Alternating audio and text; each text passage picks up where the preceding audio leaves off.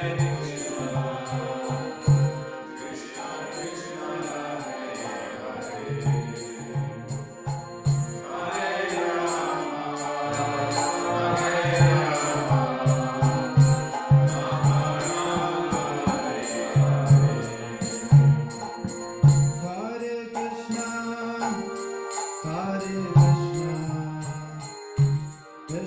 Krishna Hare Hare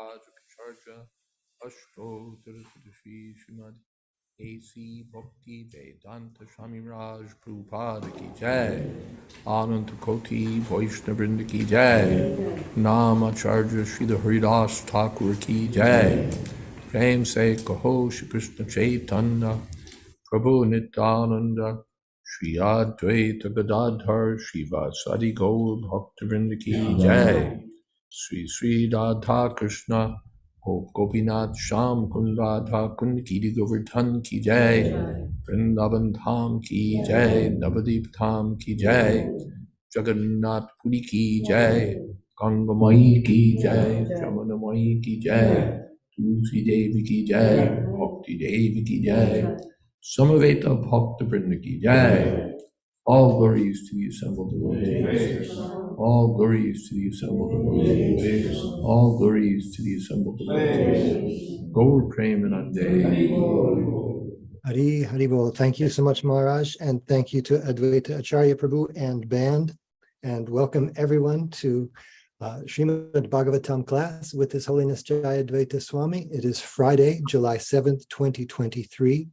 We're starting a new chapter tonight in the third canto, chapter 21, conversation between Manu and Kardama, starting with text 1, and looking forward to hearing your comments and hoping the Kirtan band will be available after the class. Thank you for joining us, Maharaj. Hare Krishna. Thank you very much, Kendra Prabhu. Thank you, Om Namo Bhagavate Vasudevaya. Om Namo Bhagavate Vasudevaya. Om Namo Bhagavate Vasudevaya. Om Namo Bhagavate Vasudevaya. Om Namo Bhagavate Vasudevaya. Om Namo Bhagavate Vasudevaya. Viduru Vacha.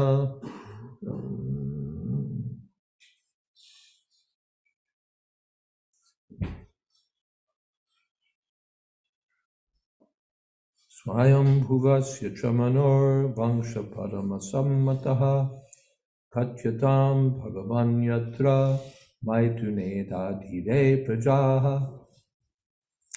Vidura said, the line of Swayambhuva Manu was most esteemed. O worshipful sage, I beg you, give me an account of this race, whose progeny multiplied through sexual intercourse. Purport. Regulated sex life to generate good population is worth accepting. Actually, Vidura was not interested in hearing the history of persons who merely engaged in sex life, but he was interested in the progeny of Swayambhuva Manu, because in that dynasty, good devotee kings appeared who protected their subjects very carefully with spiritual knowledge. By hearing the history of their activities, therefore, one becomes more enlightened. An important word used in this connection is padamasammataha, which indicates that the progeny created by Swayambhuva Manu and his sons was approved of by great authorities. In other words, sex life for creating exemplary population is acceptable to all sages and authorities of Vedic scripture. Om Jnana Timidantasya Gyananjana Shalakaya Chakshurn Militam Jena Tasmai Shri Gurave Namaha Shri Chaitanya Manovistam Stapitam Jena Bhutale Swayam Rupakada Mahyam Tadhati Shapadantikam Vandeham Shri Guru Shri Jatapada Kamalam Shri Gurun Vaishnavamscha Shri Rupam Shagrajatam Sahagana Raghunathan Vitam Stam Sajivam Satvaitam Savadutam Parijana Sahitam Krishna Chaitanya Devam Shri Radha Krishna Padam Sahagana Lolita Shri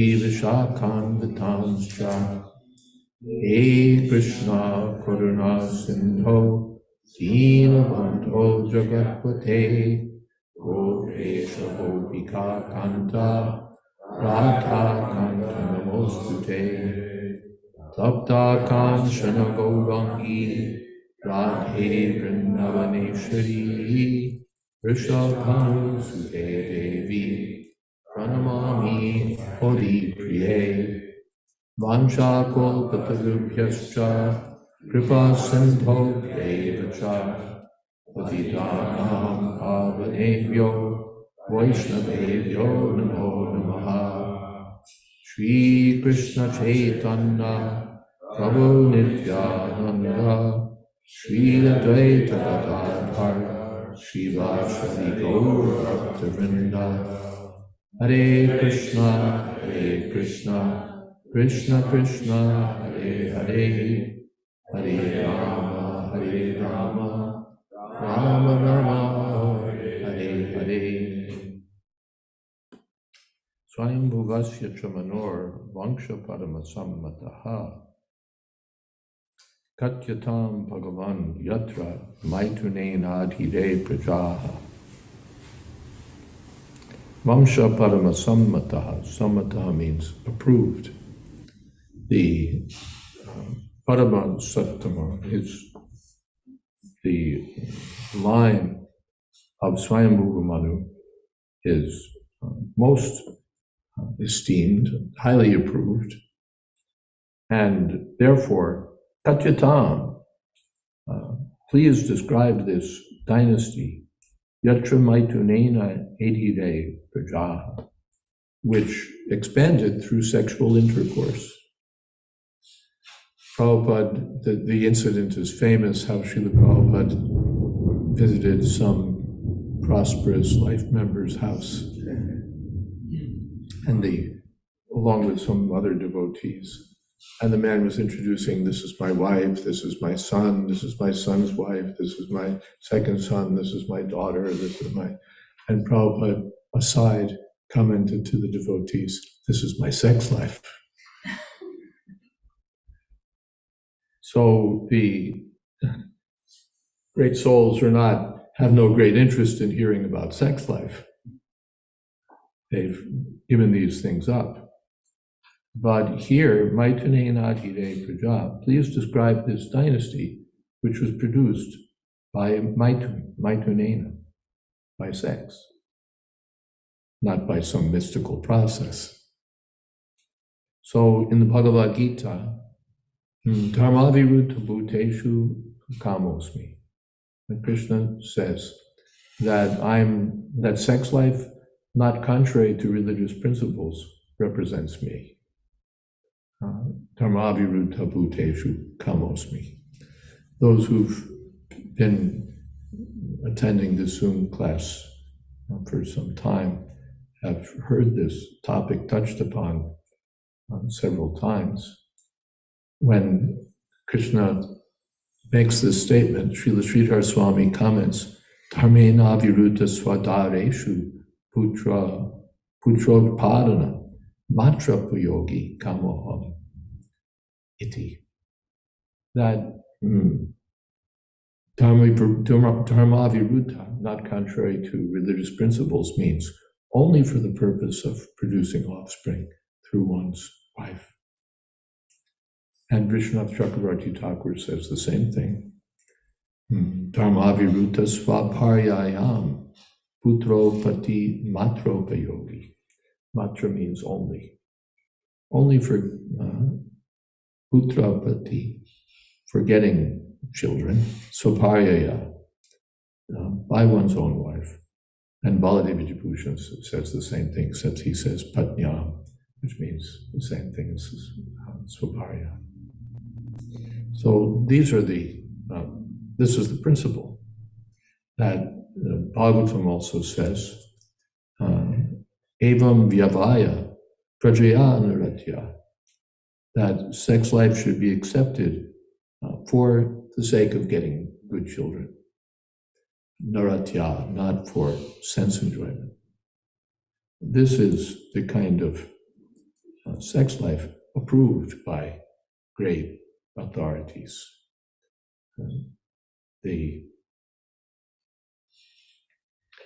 And there's a wealth of places where Srila Prabhupada has said this in Bhagavatam, in lectures and letters, and so on.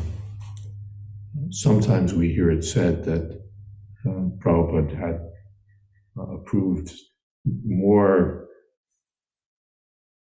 what would you say, different levels of sex life.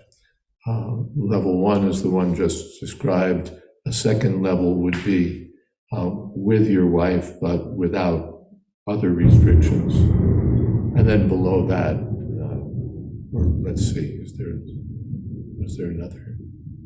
Of course, below that is just whatever, and that's never approved. But this is approved. That sex life, as long as it's with your wife, that's also approved. But I haven't found any support for that in Prabhupada's lectures or Prabhupada's letters or Prabhupada's books. The only thing I've found support for is what I've just mentioned, that dharmaviruddha means for the sake of having good children. That's approved. Now, any comments or questions on this somewhat over-discussed topic on the Zoom class, but perhaps not discussed everywhere else? Yes. Just a comment that I just see it as kind of a wonderful thing that Narada Muni, I know he's a Naistika brahmachari, but he became Srivas Thakur, he married and he had children, and Lord Chaitanya's Leela. And Narada Muni, although Naistik brahmachari, in Chaitanya Leela becomes Srivas Thakur and has children. Yeah, so notable. And Prabhupada used to cite that sometimes when making the point that we approve of householder life, that he went through the Panchatattva, that Advaita Acharya was householder, Srivas was householder, Chaitanya Mahaprabhu married twice, Nityananda Prabhu. So and then there's and if you go through the Mahajans, Swayambhu, Lord Brahma, he's a householder, and Narada's brahmachari, and Lord Shiva's a householder, Bhishma's brahmachari, Swayambhu, Narada, Shambhu, and Kumars are brahmacharis. Kapil Dev's brahmachari, Manu's householder, Prahlad Maharaj householder, and Janak Maharaj householder, Palata Janaka Bhishma, Bali Maharaj, Yamaraj householder. Yes. Lord Shiva was a tree holder, wasn't The tree holder, yes, Lord Shiva. But Prabhupada explains that house means not like your house or Lord Shiva's house, but it means he? More opulent than that. yeah, house means wife. There's Grihini, Griha, we should say. The brahmacharis may live in a house also, but they're not householders. But home means wife. Anything else? Yes. Did Bhishma Dev have a form in Chaitanya Leela? Does Bhishma Dev have a form in Chaitanya Leela? I don't know. The authority for that would be Grogane Kanotesh Tipika, which I haven't read. Kavi Karnapur. Can't say. Yes. Swayambhuva was born from Lord Brahma. Excuse me? Swayambhuva Manu. Swayambhuva Manu is born from Lord Brahma. So is that one of the reasons it said like this? That these the progeny were, because the progeny of Lord Brahma were not born. Yeah, this is, it's notable. Otherwise, why would you say, tell me about this line, born from sex life? Well, come on, everybody's born from sex life, but not so far. That's right. Brahma's been begetting children right and left without sex life. So in some circumstances, children can be had by other means. But now we're getting down to the more, what shall we say, usual way of having offspring, starting with Manu. Yes. Kendra Prabhu. Thank you so much, Maharaj. I just wanted to point out one thing that I always appreciate, and that's where Prabhupada is saying that Vidura is not interested in hearing the history of persons who merely engaged in sex life. To me, that I find that very humorous, because obviously we're talking about extremely high level saints and sages, and yeah, he's not interested like we are in just hearing about people, doing what everybody else does. But the other thing I noticed about this particular topic was that the effect on the consciousness that it has to hear about the sort of activities that are going on in the sub-creation here as a result of sex life that is in line with Krishna's desire. It has an uplifting effect when we hear about things like this. Same thing with violence. Violence just on the mundane level, you hear it's just depressing and awful, and it just leaves you feeling icky. But at least I become enlivened when I hear about the righteous violence performed by Krishna's devotees to keep law and order in the universe. And the same thing here with proper progeny. Yeah, we're not interested in hearing about violence. We're not interested in hearing about sex. But when it's related to Krishna, then we have some interest. There was some discussion last night about the King of England. It's not all that great of that such great interest. Anyway, we won't go into it. But it's not of such great interest, this king, that king.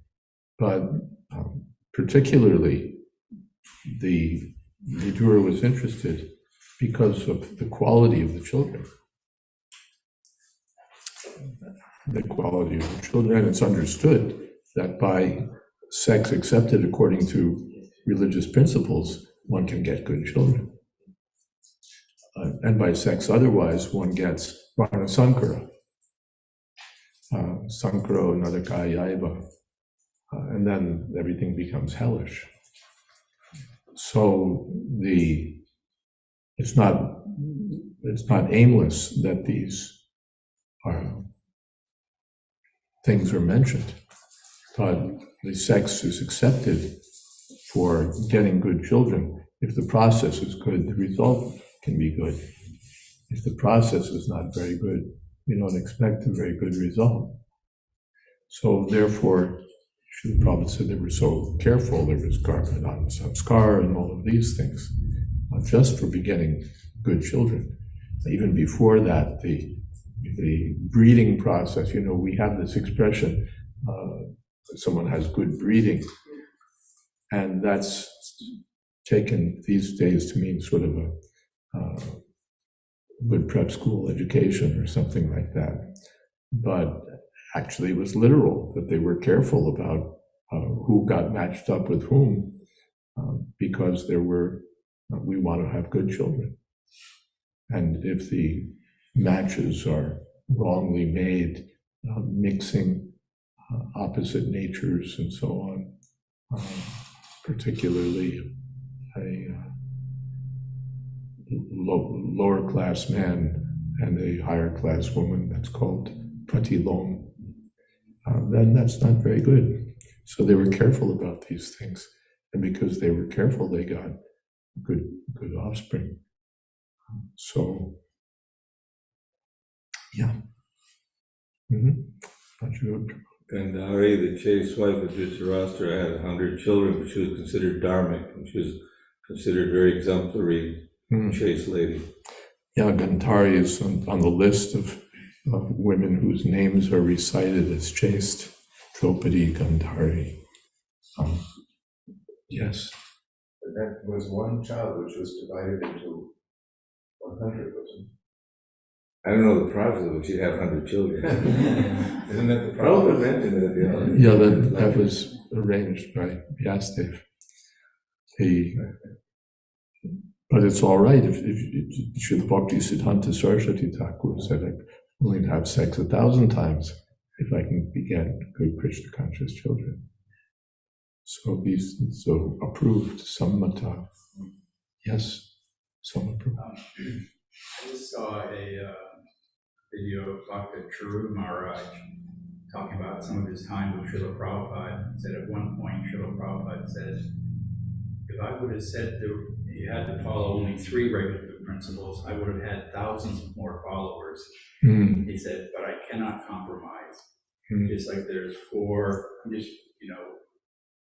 I don't remember exactly, but just how there's 4 pillars of religious life, there's 4 pillars of sinful life. It's a science. We can't compromise the science. I hope that was heard. Was it? Kendra Prabhu, was that comment heard? Yes, okay, we get a thumbs up. Yes. Thank you. So, yeah. We don't compromise, Prabhupada said. There's a comment here from Praveen. I was just wondering if you could help us with the understanding of the offspring of Hiranyakashipu. Okay. The offspring of Hiranyakashipu, that was called unwanted children from Hiranyakashipu's point of view. So was Prahlad unwanted? By Hiranyakashipu, absolutely. So much so that he tried in so many ways to kill the child. So there's a, what shall we say, there are methods. If you do this, you expect this. But sometimes there are exceptions. There are arrangements, acts of God, as we mentioned the other night, by which what you get is not what you think you're going to get. Indra himself wanted to kill the child. Indra himself wanted to kill the child. Kill Prahlad? Yeah, when he was in embryo, then Indra thought, now this was the son of Hiranyakashipu. We've already had so much trouble with Hiranyakashipu, and now another one. So he was ready to kill the child in embryo. But then Nard came. No, he's going to be a great devotee. So then Indra circumambulated Prahlad's mother, offering respect. But the expectation was like father, like son. But yes, Prahlad became a great devotee. So sometimes even in the family of demons, a great devotee is born.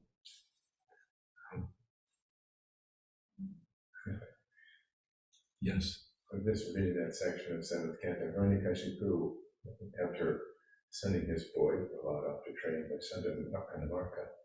He's brought back to Hiranyakashipu, and Hiranyakashipu sits on his lap and smells his head, and is just feeling so affectionate for him. Little did he realize that in the moment he would hear transcendental knowledge about Lord Krishna and freak out. Had so much affection, Hiranyakashipu, for the child, until the child started speaking.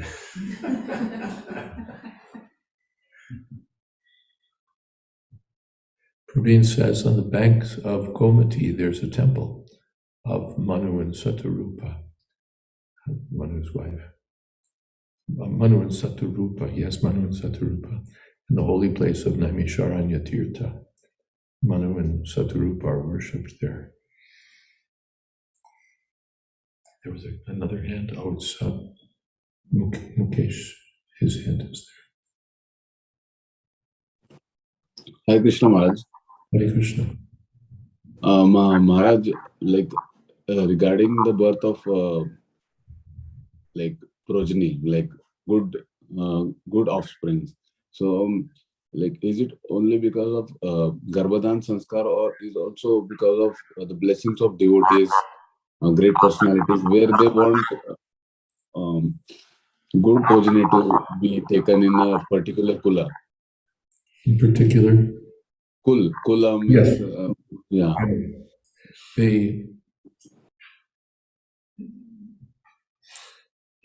Is it only because of the family and Garbhadan Samskara that a good child is born? Or is it because of the blessings of devotees? The blessings of devotees is more important than anything. As for Garbhadan Samskar, we've discussed in this class before that Srila Prabhupada wrote to my godbrother Madhusudan, forgets Garbhadan Samskar. This is Vedic, and if we go by the Vedas, you're all mlechas. So you can't even touch these ceremonies. But simply chant 50 rounds, and that will be the best. So everything matters, of course. It's important for there to be good parents. It's important for the regulative principles to be followed. It's important to chant the Hare Krishna mantra. It's important for the mother to hear transcendental sound during pregnancy. It's important for the child to be brought up in transcendental atmosphere. And it's so important for the blessings of the devotees to be there. All of these things matter. On chanting of the holy name, just a small note, I shared a platform one time in Durban with a Muslim cleric, seems to be the word that's used by the press, a religious leader. And he said, we believe that from the breast of the mother, the child should hear the name of Bismillah, should hear the name of God. So these things are recognized widely. Is that okay, Mukesh? Okay. A small note, Gurudas says, from a small devotee, that in Kali Yuga, religious union between man and woman is just the beginning of the process. Even a husband and wife who are advanced devotees may produce a child who's not at all interested in devotional service and goes away, or in the worst case scenario, blasphemes the movement or becomes a prominent demon. On the basis of this, one could argue that even religious sex life does not guarantee a saintly result. At the same time, we also hear of great personalities who come from the humblest of backgrounds.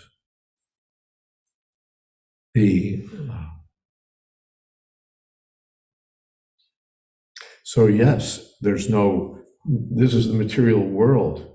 There's no guarantee of anything here. And one has to see, therefore such a great responsibility to see to the conception and birth and upbringing of a child, because there's so many, the whole material atmosphere is working against pure devotional service. So quite right that it doesn't just end with begetting good children and then, okay, we're done. But so much care has to be taken. And even then, we have to depend on Krishna. There's still no guarantee. So note here from Mukesh, I and my wife are expecting birth of a child in a week or two. So all the devotees here can give their blessings.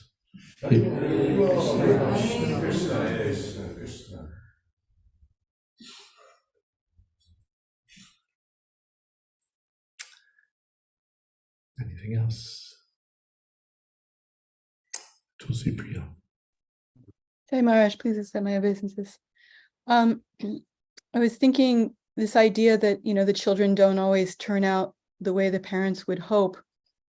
And it sort of ties in with the idea that Prabhupada says, we're not good enough, we're too fallen to do Garbhadana Samskara. It seems the idea behind Garbhadana Samskara is perhaps somewhat material. You want a good child, not necessarily spiritual. It's a ritualistic activity.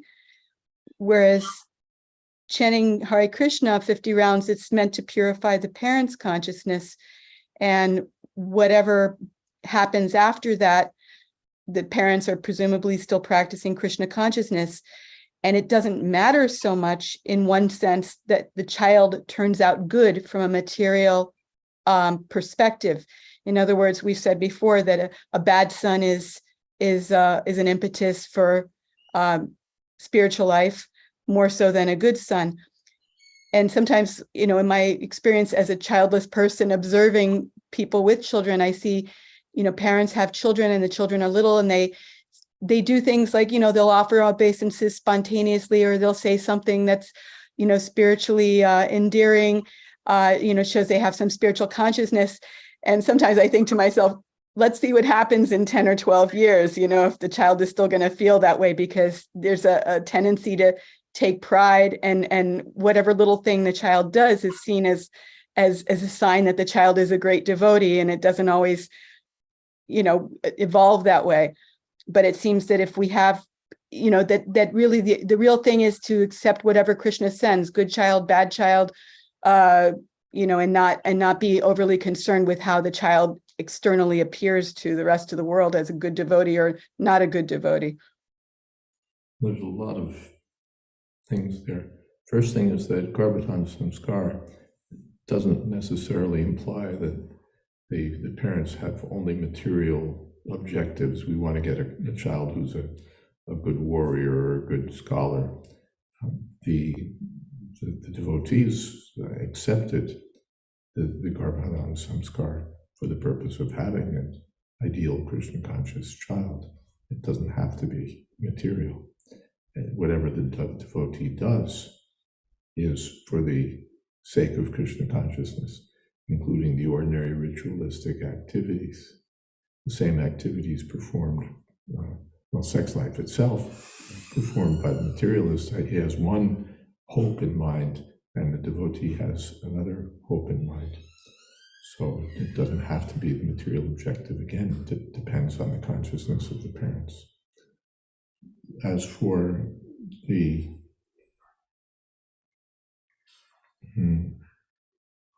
future of children, we hope that the child will be Krishna conscious. We do everything within our power to try to ensure that the child will be Krishna conscious. We don't just say, well, okay, we had the child and the rest is up to Krishna. We're Krishna's representatives for the child. The parents are in positions like the guru. So one of the parents have the responsibility to bring up the child in Krishna consciousness.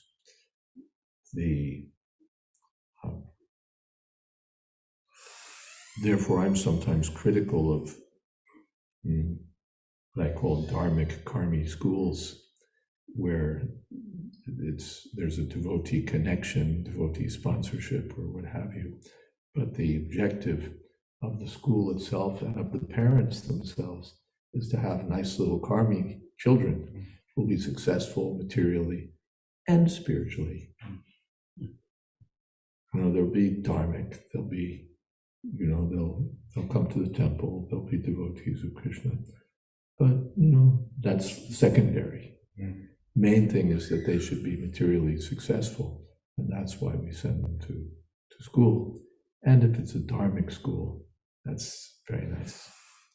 But Prabhupada, when invited to start a dharmic karmi school in Bombay, declined the invitation. That is to say, he refused the invitation. He wasn't interested. He wanted children trained up seriously.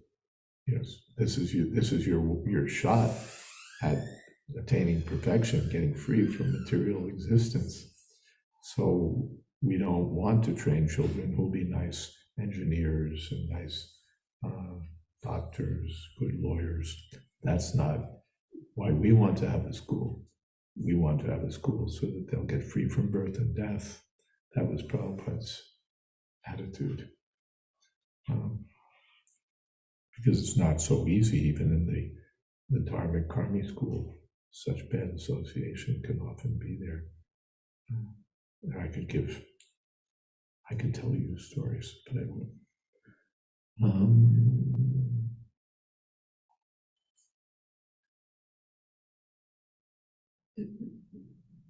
Praveen asks, is it that the chanting of 50 rounds also is part of Garbhadam Samskar? No. Garbhadam Samskar is outlined somewhere. I forget whether it's Manu Samhita or elsewhere. The details of the rituals are described, and it's not chanting 50 rounds.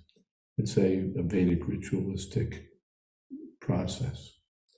And this is Prabhupada's alternative instruction. He's not just taking part of the Garbhadam, do part of the Garbhadam Samskar. No, this is an alternative, and as we heard, I think a better alternative. This is more valuable than all the samskars. We hear that from the mouth of Haridas Thakur. And there was a meeting in the home of Raghunath Das Goswami's father and uncle. There was some glorification of the holy name of the Lord. And someone said that the glorifying the holy name, that the holy name, chanting of the holy name is equal to performing 10,000 Ashwamedha Yagyas. And Haridas Thakur said, this is Namaparad. Because you're comparing the holy name to ordinary pious activities. That's one of the Tasavita aparads. How the holy name is non-different from the personality of Godhead. It's completely on the transcendental platform. So chanting the holy name of the Lord, chanting 50 rounds is better than Garbhadam Samskar. Tulsi Priya has a follow-up question. Maharaj, I'm a little unclear if I can understand that devotees may want to do Garbhadana Samskara, and so many I know have talked about that, or not so many, but a few. But I guess my question is, what is the actual purpose of Garbhadana Samskara if the chanting of 50 rounds supersedes any benefits that Garbhadana Samskara might give? Well, there's no extra benefit. The Garbhadana Samskara, we can understand devotees would think, well, I should perform the Garbhadana Samskara because Prabhupada mentions it so many times that without the Garbhadana Samskara, they're not Brahmins. Without Garbhadana Samskara, there must be Garbhadana Samskara. So Prabhupada mentions it repeatedly in his purports. But then we find the letter to Madhusudan, and he says that forget Garbhadana Samskara. You're all mlechas. This is a Vedic process. You can't do it. So he prescribes from the very beginning of the movement, chanting 50 rounds of Hare Krishna. That will purify the mind of the parents. So if we're chanting the holy name of the Lord, then there's no need for the Garbhadana Samskara. Can it then be said that chanting 50 rounds is our Garbhadana Samskara? Can it be said that chanting 50 rounds is our Garbhadana Samskara? Well, in the sense that Garbhadana Samskara is what you do for the sake of having a good child. This is what we do for having a good child. It's not that it's not the Garbhadana Samskara, but it's what we do. I was also thinking about not only is it purifying the consciousness, but it's an appeal for the mercy of the Lord for a child to come. Yeah, it's not only just to purify our consciousness, but it's an appeal to Krishna for a good child. Mukesh says we'd started Garbhanan Samskar, but then we depend completely on the holy name of the Lord after consultation with the devotees. Yes. Yeah, been very good. The holy name of the Lord is, and there's a verse which is translated differently in different places. In Chaitanya Charitamrita, in TLC, Srila Prabhupada translates it by saying that all the Vedic mantras, rituals, and understandings are compressed into these words: Hare Krishna, Krishna Krishna, Hare Hare, Hare Rama, Rama, Hare Hare. So everything's there. We're not just sort of skipping something essential and just plugging in some second-class process. Nothing is superior to the holy name of the Lord, and everything else is included in the chant, because the holy name is Krishna. The holy name is Krishna. Vedaistra Sarvairaham Meva Vedya. He's the purpose of all the Vedas and Vedic rituals. So when the holy name of the Lord is there, everything is there. Yes. Thank you, Maharaj. I'm going to try to project my voice so they can hear. Out of those two, samskara and the blessings of the Vaishnavas, if the blessings are more important, how do they look like? I mean, I can have a perfect seed, the best seed, but if the land is barren. He may have the perfect seed, the best seed, but if the land is barren. But by the blessings of devotee, even barren parents can have children. There are many stories in Vaishnav line and even in other lines, that by the blessings of a saint, in old age, even one is able to have a child, or just by all inability, a child comes. So the blessings of devotees supersede everything. Mukam karoti vachalam pangur mangayate. The impossible becomes possible.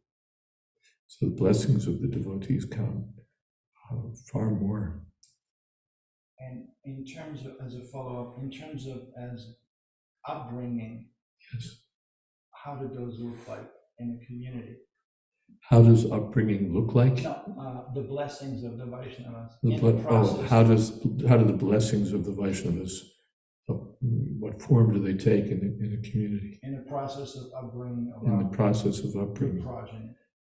Well, I would give two answers, or I would note two forms it might take. One is just the good wishes of the Vaishnavas. It's mentioned in Nectar of Devotion someplace that just by good wishes, one can become a devotee.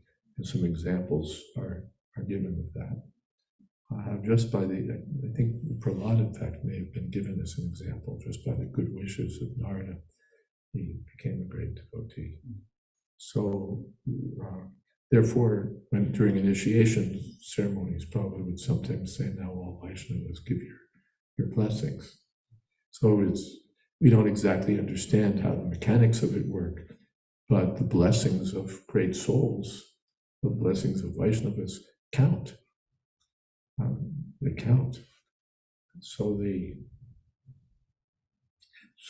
it's the process in Vaishnava culture to seek the blessings of the Vaishnavas.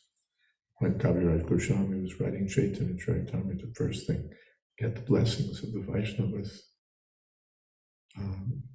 Prabhupada's father was always seeking the blessings of the Vaishnavas, that his son would become a great devotee of Srimati Radharani. So, and we see that, especially in the Indian households, they're always asking for blessings, and the sannyasis become a little weary. Oh, blessings. But that understanding is built into the culture that blessings of Vaishnavas is so important. So that's one thing, just that we should live in a culture where the Vaishnavas give their blessings and where we value the blessings of the Vaishnavas. The second thing I would say is that in a Vaishnava community, the Vaishnavas do practical things that are conducive to success in human life. It's not just that we get a lot of blessings and then we're done. Srila Prabhupada therefore wanted Gurukul schools where the boys especially would be taught systematically how to become, how to control their minds, how to control their senses, how to be engaged in devotional service. He wanted that. For the girls to be properly trained, how to be chaste, how to be engaged in devotional service. That's so important. For there to be separation between boys and girls after a certain age, that's an important part of the devotional community. I know that in Mayapur there was some difficulties because the Indian devotees were accustomed to this standard that boys and girls don't mix. And from the West, devotees would come and be not very particular about that.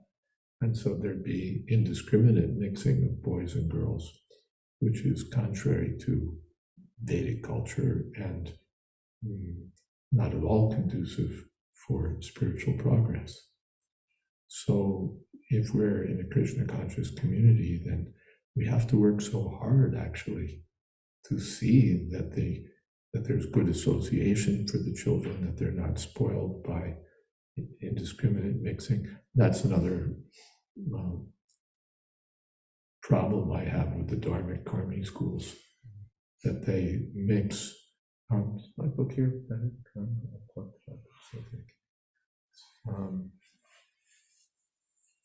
don't know if I can find it quickly, but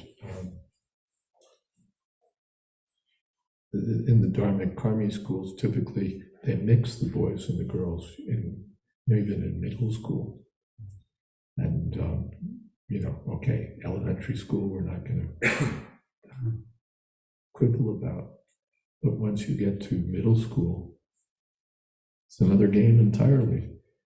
Our curriculums are getting more and more degraded, Maharaj, even in elementary. Well, the curriculum's totally degraded. I was hearing about some book that one devotee child at public school was told to read as a matter of required reading for an English class. And it began with,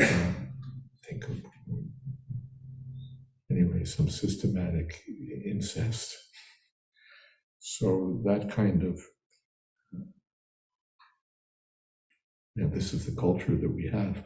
Or, a sort of liberal agenda where we just accept everyone. So LGBTQ, if I've got all the necessary letters of the alphabet, plus. There's a plus too. I think it means and everything else. And everything else. And I've speculated about what I think the next everything else is, but we won't trouble your minds with that today. But we send our kids to school where they're instilled with this attitude that all of this is quite okay. If this is who you are, if this is what you feel yourself to be. And I've seen this accepted even within a Dharmic Karmi ISKCON-related school. So, what are we expecting? I'm going to leave this aside because we're running out of time, and I don't want to pump my own book too much. Oh, come on. We want you to know. You want me to pump it? Let me see if I can find it. This is not the easiest thing to find. Let's see. The deep dark corners. Yeah.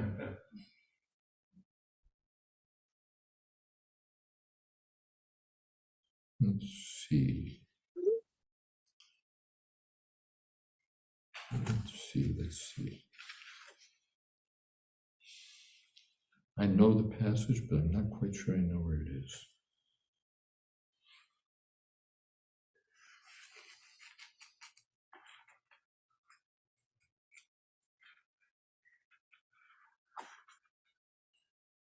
Yes.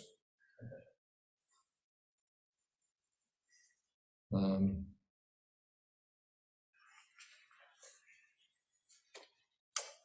good index the book has.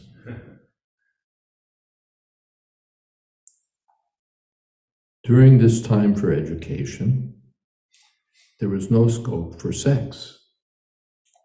Unlike modern schools and universities, the school in Vedic culture was not a place where people in their teens and 20s would experiment with sexual encounters and relationships.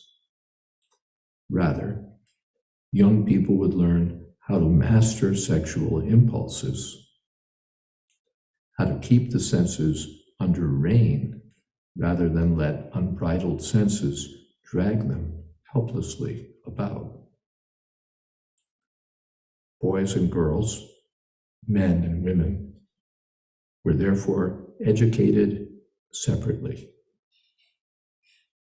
If we throw pubescent boys and girls, budding young men and women, together into a classroom, what do we suppose they'll have their minds on? Their studies? The Vedic culture was not so naive.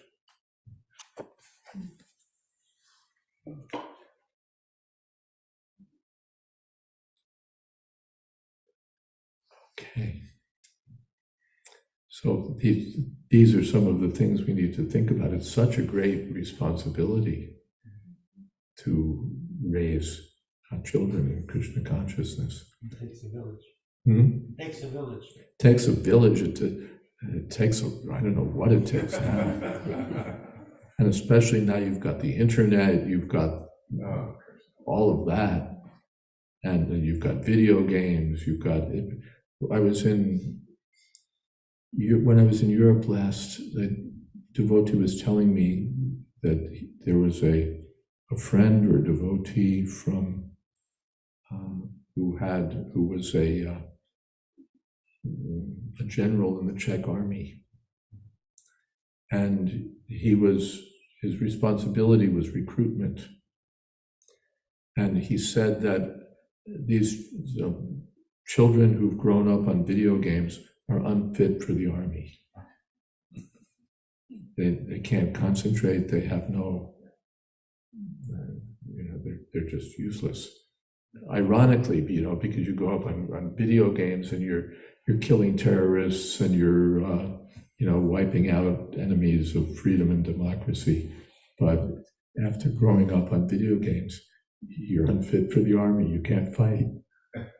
You don't have what it takes. You're weak. What a way to crush your dreams. Yeah, you crush your own dreams. Yeah. So all of these things are there, and therefore it takes a lot. It takes a lot. Krishna consciousness has to be so strong. All right, so we're at the end of our hour, and again, what we can do is have kirtan without regard for. Usually, we have 3 minutes, 5 minutes, but here we can do whatever we like, chant as long as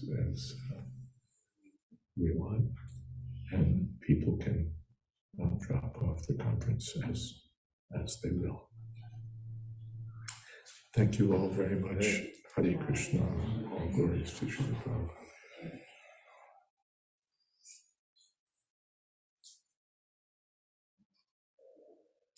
Good question. I'm going to try. Could do a whole conference on that.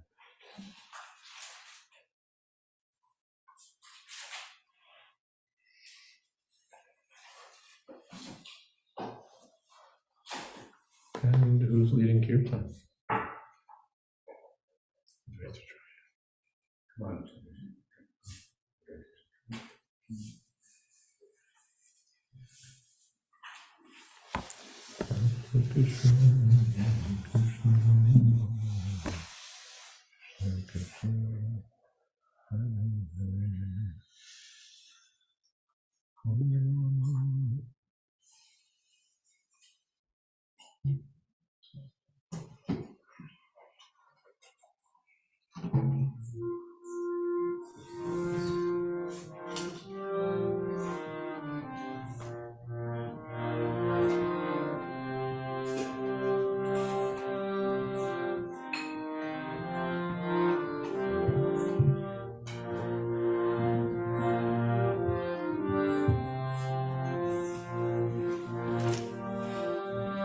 Hare Krishna, Hare Krishna, Krishna Krishna, Hare Hare, Hare Rama, Hare Rama, Rama Rama, Hare Hare Krishna, Hare Krishna, Krishna Krishna, Hare Rama, Hare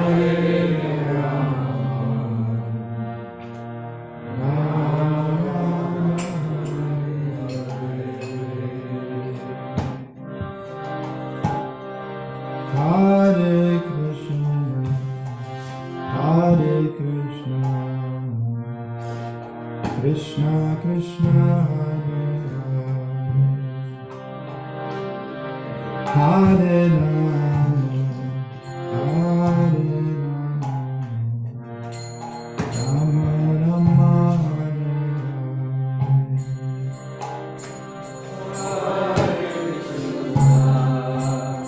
Hare Krishna, Hare Krishna,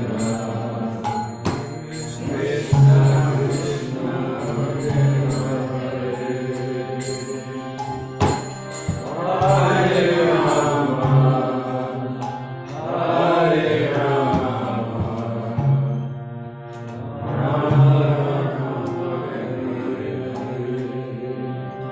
Hare Rama, Hare Rama, Rama Rama, Hare Krishna, Hare Krishna, Krishna Krishna,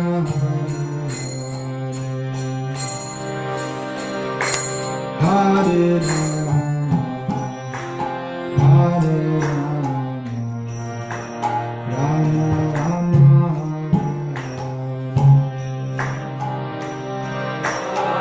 Hare Krishna, Hare Krishna, Krishna Krishna,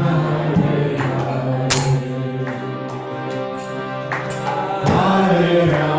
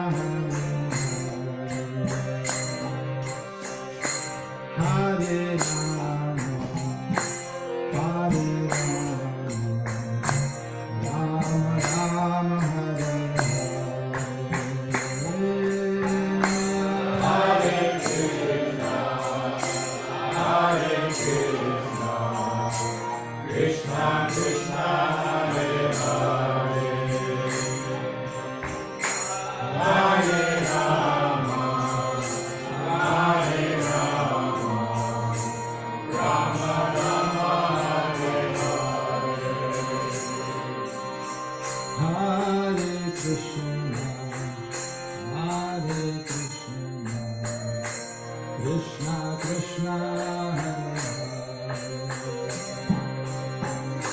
Hare Rama, Hare Rama, Rama Rama, Hare Krishna, Hare Krishna, Krishna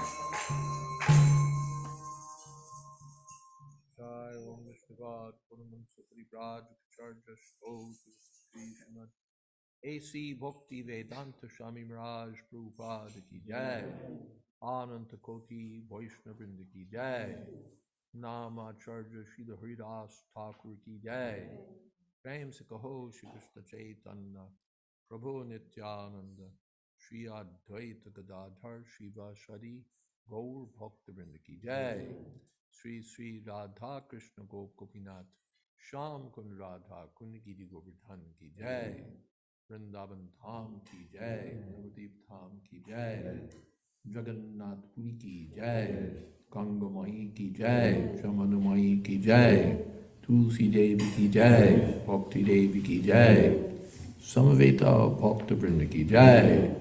All glories to the assembled devotees. All glories to the assembled devotees. All glories to the assembled devotees. Gaur Premanande.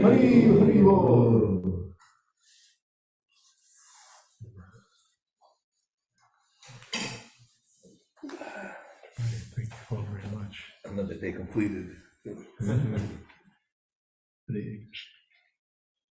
Hare Krishna. Thank you, everyone, for being here. Hopefully, you'll join us on Monday. Maharaj, you may notice that nobody left on the chat room because That's everybody. exactly what I noticed.